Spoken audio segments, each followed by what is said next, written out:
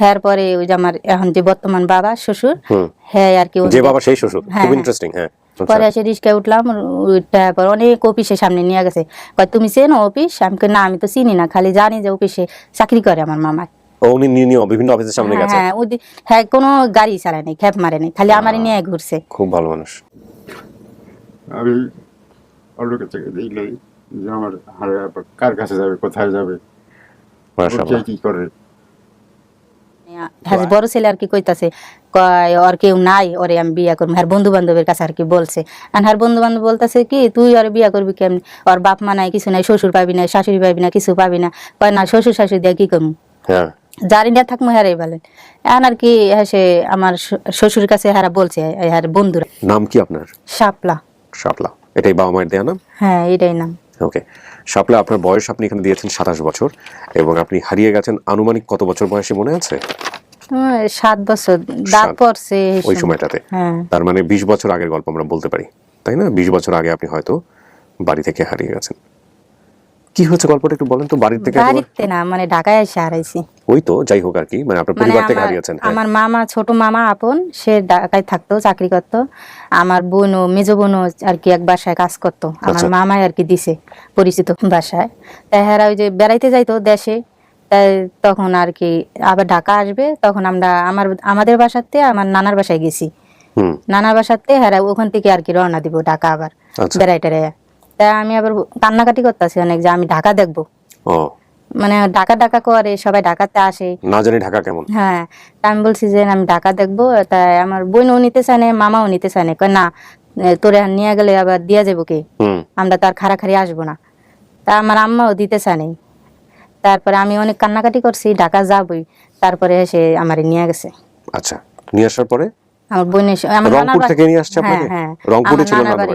হ্যাঁ। ওকে, সো রংপুর থেকে আপনাকে ঢাকায় নিয়ে আসছে। হ্যাঁ। তারপর উনতে ঢাকায় মানে আমার নানা বাড়িতে রিক্সায় উঠছি, রিক্সাতে আর কি বাসে উঠছি আবার। বাসেতে 2 বাস পাল্টার লাগে, 2 বাস পাল্টাইয়া তারপরে আবার মানে টেম্পুতে না জানি কি উইটা হ্যাঁ বাসায় আসছে। আচ্ছা, বাসায় আসছে, তারপর কয়েকদিন থাকছি বোনের সাথে। মামায় তো দিয়ে গেছে গায়ের অফিসে, ওখানে থাকা খাওয়া, ওখানে চাকরি করে, কিন্তু নাম জানি না। তাই বোনের বাসায় কয়েকদিন রয়েছি। তাই এই ম্যাডামের বোন আছে, এই বোনে আইছিল, তাই ইয়া করছে তোমার বোনেরে আমার বাসায় কয়েকদিন রাখো, তুমি যে সময় যাও তখন আবার নিয়ে যাও। তা আমি আবার আমার বোনের ছাড়া থাকতে চাইনি, আমি কইছি না আমার বোনের সাথে থাকবো। তাই হারা নিয়ে গেছে হ্যাঁ বাসায়। তারপর কয়েকদিন পর আমার বোনে গেছে আমারে দেখতে, আমি অনেক কান্নাকাটি করছি, আমার বোনের সাথে আমি আসবো, আর হারাও আইতে দেয় না। আচ্ছা, মানে বিষয়টা হচ্ছে ওই ম্যাডাম থেকে আবার ওনার যে বোন আছে তার বোনের বাসায় আপনাকে পাঠিয়ে দিয়েছে। ওখানে গিয়ে আপনি কি করবেন? ওখানে মানে হ্যাগো 2টা বাচ্চা আছে, কইছে হ্যাগোর সাথে কয়দিন থাকো, আমি যে সময় দেশে যাবো তখন নিয়ে যাবো। আচ্ছা, তারপর আপনার বোন আপনাকে আবার দেখতে গেছে? হ্যাঁ, কয়দিন পরে ম্যাডামের সাথে গেছে। আচ্ছা, গেছে, তাই আমি বলছি আমার বোনে মানে আমারে নিয়ে যাবো, কিন্তু আমার বোনে আমারে নিয়ে আসে নাই, কান্নাকাটি করছে, আরো বুঝাইতেছে, কয় থাকো, আমার ম্যাডাম নাইলে চিল্লাচিল্লি করবো, 2 বোন একখানে থাকলে, তাই তুমি এখানে কয়দিন থাকো, তোমার বোন নিয়ে যাবো না কয়দিন পর আইসা। তাই নেয় না, আমি অনেক কান্নাকাটি করছি। হ্যাঁ গেছে গা, গেট লাগাইছি তো অনেক কান্নাকাটি করতাম। গেছে কয়দিন, তারপর মামাও দেখতে আইছিল কয়দিন পরে, আমার ছোট মামাও দেখতে আইছিল। তারপর মামার সাথে অনেক কান্নাকাটি করছি যে মামা আমারে নিয়ে যাও, আমার এনে ভালো লাগে না, মানে দেশে আমি খোলামেলা জায়গায় রয়েছি, আটকা জায়গায় আমার ভালো লাগে, ঢাকা শহর দেখার স্বাদ মিটে গেছে আর কি। মিটে গেছে। আমি তো মনে আমার বোনের কাছে আমার রাখবো, তাই বোনের কাছে থাকলে তো কোনো ছিল না, ওই যে আলাদা জায়গায় রাখছে, এর লেগে ভালো লাগে নাই। এরকম আর কি কয়দিন গেছে, এরকম দেখা করে যাইতো, আমারে দিত না, হেরা কাজ করতো, আমার ঘরে থিয়া দিত একলা। 2টা বাচ্চা আছে, স্কুলে আসতো, আসার পরে আবার হেরা যাইতো গা। এরকম কয়দিন আর কি কাটছে পরে দেয় না দেখে আমার অনেক খারাপ লাগছে, কান্নাকাটি করছি অনেক। তা আমি আবার আমার বোনে মানে গাড়ি দিয়ে আইতাম তো, গাড়ি দিয়ে আইছিলাম, তা আমি বলছি আমার বোনে মানে ওই গলিতেই থাকে, এরকম আর কি একটা ধারণা করছিলাম। এরকম ধারণা করে তারপরে হেরা মনে করেন ঘুমাইছিল, তা আমি আবার দরজা খুলে বাইরে গেছি। খুব কমন কেস। বাইরে গেছি মতো অনেক বিল্ডিং তো ওই জায়গায়, বাইরে আর কোনো রোড খুঁজে পাই না, খালি হাঁটতেই আসি। কোন রোড দিয়ে গাড়ি দিয়ে আইছি এটা আর মনে নেই, খালি হাঁটতেই আসি। তারপর আইটা ওইটা অনেকক্ষণ গেল সময়। হ্যার পরে ওই যে আমার এখন যে বর্তমান বাবা শ্বশুর, হ্যাঁ আর কি যে বাবা সেই শ্বশুর, খুব ইন্টারেস্টিং। হ্যাঁ ওন দিয়ে রিক্সা চালাইতে আইছে, খালি গাড়ি নিয়ে আর কি আইতাছে। তা আমি আবার কিনারে ঘুরতাছি, কান্নাকাটি করতেছি। এরপর আমার জিজ্ঞাসছে তুমি কাঁদছো কেন, কই যাবা? তা আমি বলতেছি কি আমার বোনের বাসায় যাবো। কোন জায়গায় তোমার বোনের বাসা? এখন তো চিনি না, এখন তো কইতে পারি না কোন জায়গায়। ঠিকানা। আমি কইতে আমি কই আমার মামাই ওই বড় অফিসে চাকরি করে, খালি এডুকে কইতাছি। আমি কয় বড় অফিসে চাকরি করে, হয় কয় কি এডু মাইয়া এখন থুইয়া তো যাইতে ভাল লাগে না। তারপরে রিস্কায় উঠো, দেখি খুঁজা পাইনি। পরে এসে রিস্কায় উঠলাম, তারপর অনেক অফিসের সামনে নিয়ে গেছে, কয় তুমি চেনো অফিস? আমি কই না, আমি তো চিনি না, খালি জানি যে অফিসে চাকরি করে আমার মামাই। উনি নিয়ে বিভিন্ন অফিসের সামনে গেছে? হ্যাঁ, হ্যাঁ, কোনো গাড়ি চালায়নি, খেপ মারেনি, খালি আমারই নিয়ে ঘুরছে। খুব ভালো মানুষ। আমারই নিয়ে ঘুরছে। তারপর বিকাল হয়ে গেছে গা, এখন খুঁজা পাই না কিছু। আর যেই বাসার তাইছি সেই বাসাও আর খুঁজা পাই না। পরে আসে কি কইছে, এখন কইতাছে তুমি এখন কই যাবা, তোমার তো ছাড়তো মন চায় না। মানে সুন্দর মন্দর অনেক স্বাস্থ্য আছিলাম, ভালো ছিল। ভালো ছিলেন? হ্যাঁ হ্যাঁ। তারপরে কইতাছে কি, তা আমাদের বাসায় চলো, আমার একটা মেয়ে আছে, 4টা ছেলে আছে, অগর সাথে তুমি খেলাধুলা করো, আমি আবার কালকে আইসা আবার খুঁজবো আমরা। আচ্ছা। এই কইয়া আমার আর কি নিয়ে গেল। আমি আবার হেল লাগে গেলাম গা। তাই গেলাম, পরে হাসে দেখি আর একটা মেয়ে আছে, ছেলে আছে, হ্যাগোর সাথে আর কি বউ সন্দেহ করে নাই? না না, বউ সন্দেহ করে নাই। সবাই জিগাইতাছে খালু এই মেয়েটা কেডা, কয় কি এটা আমার মেয়ে, আমি দেশের টানছি। কইতাছে কয় এলিগে খালুর মতোই লাগে, সুন্দর মন্দর। হ্যাঁ আমার মাইয়া দেশের টানছি এই বললে আর কি ঘরে ঢুকাইছে। নাহলে বিভিন্ন মানুষ এটা ওটা জিগাইবো, হঠাৎ করে সন্দেহ করবে, এর লেগে কথা ঘুরাইছে। তারপরে আসে কয়েকদিন 2-1 দিন ঘুরছে আমার নিয়ে, আবার রিস্কায় নিয়ে আবার ঘুরছে। এখন কোনো আনি খোঁজ পাই না। আর হ্যারও তো এরকম অবস্থা নাই গা, একলা রিস্কা চালায়, এতটি বাচ্চা খাওয়ায়, গরিব মানুষ। তাও আমারে রাখছে, ডাল ভাত খায় আমারে রাখছে। অনেক খোঁজাখুঁজি, এরকম টাকা পয়সাও নাই যে কোনে নিয়ে যাইবো। এখন এরকম আর কি, এই পোলাপানের সাথে খেলতে খেলতে মানে সবকিছু ভুলে গেছি গা। মানে খেলাধুলা পাইছি, আর মায়াটা আমার অনেক আদর করতো, আমার বড়। আচ্ছা। অনেক আদর করতো, গোসল করাইতো, অনেক কি করতো। হ্যাঁ, ওই খেলাধুলায় আর কি বাপ মার কথা সব ভুলে গেছি গা। আদর পাইলে তো মানুষ সব ভুলে যায়। হ্যাঁ, তার খারাপ জানে নাই, আমার আদর করছে অনেক। এই পরিবারের কাছেই বড় হইছেন? হ্যাঁ, এই পরিবার কাছেই বড় হইছি। একখানে যেই জায়গায় আমার নিয়ে আইছে সেই এলাকায় আমি বড় হইছি, সেই এলাকায় আমার বিয়ে হইছে। ওই ওনার ছেলের সাথে বিয়ে হবে এটা কি জানতেন আগে থেকে? না, আগে জানতাম না, মানে ছেলে চাকরি এরকম করতে চায় না, তাই কইছে মানে হ্যাঁ বড় ছেলে আর কি কইতাছে, কয় ওর কেউ নাই, ওরে আমি বিয়ে করবো। হ্যাঁ বন্ধু বান্ধবের কাছে আর কি বলছে। আর হ্যাঁ বন্ধু বান্ধব বলতেছে কি তুই ওরে বিয়ে করবি কেমনি, ওর বাপ মা নাই, কিছু নাই, শ্বশুর পাবি না, শাশুড়ি পাবি না, কিছু পাবি না। কয় না, শ্বশুর শাশুড়ি দিয়ে কি করবো, যারি না থাকবো হ্যাঁ বলেন। এখন আর কি সে আমার শ্বশুরের কাছে হারা বলছে, হ্যাঁ বন্ধুরা, যে খালু এরকম এরকম সেলিমে তো শাপলারে বিয়ে করতে চায়, কয় ওর কাছে আমি মাইয়া দিমু 100। ও যদি ঠিক মতো কাম কাজ করে তাহলে ওর সাথে আমি মাইয়া দিমু। এটা আপনার বাবা বলছে? মানে হ্যাঁ, আমার বাবা বলছে।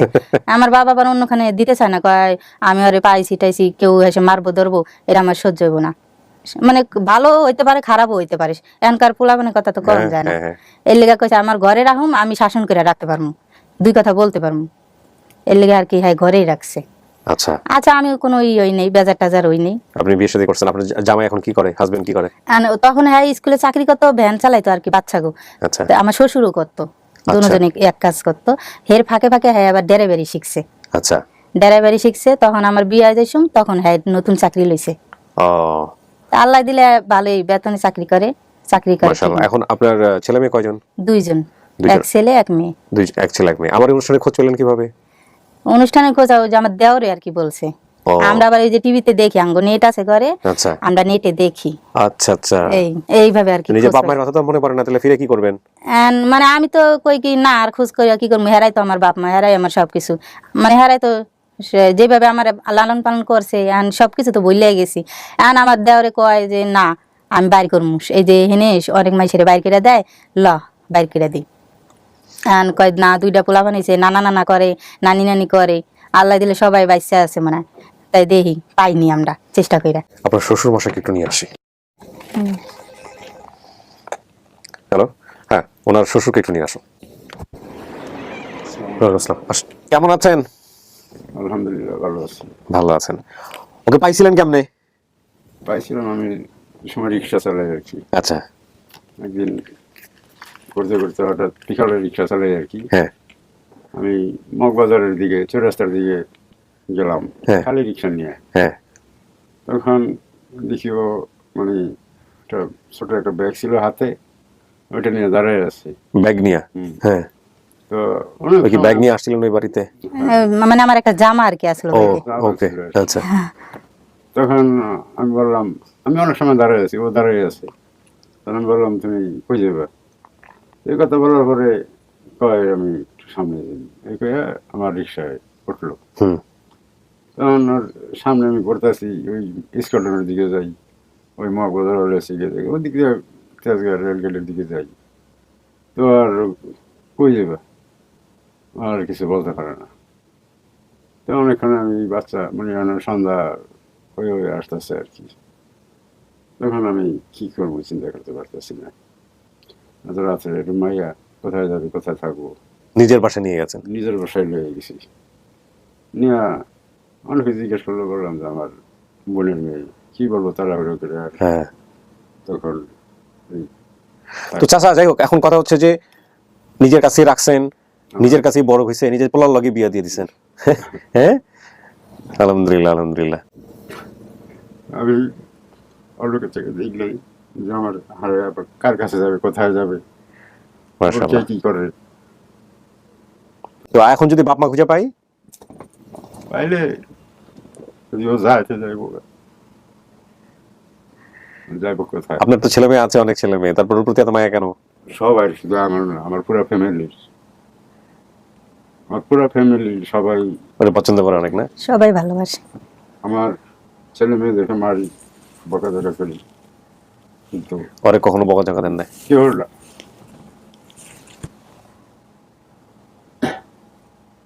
চাচা আপনি তো রিক্সা চালাইছেন তাই না সারাটা জীবনই, মানুষের কাছ থেকে কখনো দুর্ব্যবহার পান নাই, খারাপ ব্যবহার পান নাই?